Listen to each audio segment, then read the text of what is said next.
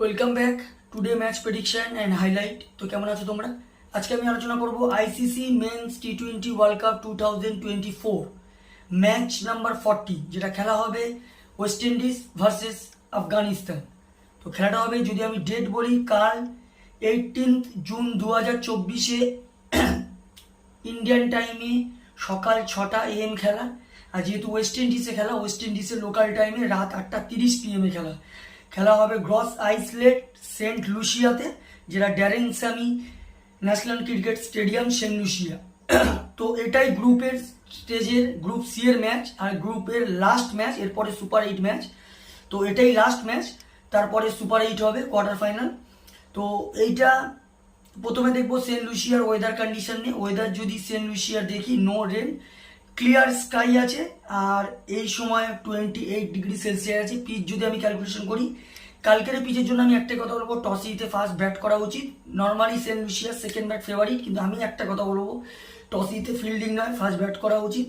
160 থেকে 170 good score হয়ে যাবে। আর এখানে একটাই কথা বলবো, টস যেত আর ব্যাট না। ওয়েস্ট ইন্ডিজে যদি আমি প্রেডিক্টেড 11 দেখি, Brandon King, Johnson Charles, Nicholas Pooran wicket keeper, Roston Chase, Rovman Powell captain, Sherfane Rutherford, Andrew Russell, Romario Shepherd, Akeal Hosein, Alzarri Joseph, Gudakesh Motie. আফগানিস্তানে যদি আমি প্রেডিক্টেড 11 দেখি, Rahmanullah Gurbaz wicket keeper, Ibrahim Zadran, Gulbadin Naib, Azmatullah Omarzai, Mohammad Nabi, Najibullah Zadran, Karim Janat, Rashid Khan captain, Noor Ahmad, Naveen-ul-Haq, Fazalhaq Farooqi. দুটো টিমের আমি predicted 11 বা probable 11 বলে দিলাম। লাস্ট ম্যাচ যদি দেখি, West Indies last match win হয়ে আছে নিউজিল্যান্ডের কাছে। ওয়েস্ট ইন্ডিজের হয়ে লাস্ট ম্যাচ সব থেকে আসবে সারফেন রাদারফোর্ড, 68 রান নট আউট। আর যদি বোলিং পারফর্ম দেখি, সব থেকে উইকেট টেকার ইকোনমি বল করে আলজারি জোসেফ, 19 রান দিয়ে 4 উইকেট নেয়। আফগানিস্তানে যদি লাস্ট ম্যাচ দেখি, আফগানিস্তান লাস্ট ম্যাচ উইন হয়ে আছে পাপুয়া নিউগিনির কাছে। আফগানিস্তানের লাস্ট ম্যাচ সব থেকে আসলে গুলবদিন নায়েব, 49 রান নট আউট। আর যদি বোলিং পারফর্ম দেখি, সব থেকে উইকেট টেকার ইকোনমি বল করে ফাজাল হক ফারুকি, 16 রান দিয়ে 3 উইকেট নেয়।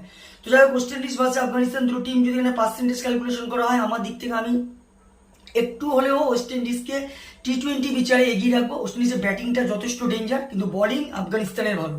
তো এখানে আমি 60% ওয়েস্ট ইন্ডিজকে দেবো, 40% আমি আফগানিস্তানকে দেবো পার্সেন্টেজ বিচারে। তো এখানে যদি আমি প্রেডিকশন করি, আমার দিক থেকে আমি একটাই কথা বলবো, টসে জিতে কে কি ডিসিশন নেবে আমি জানি না।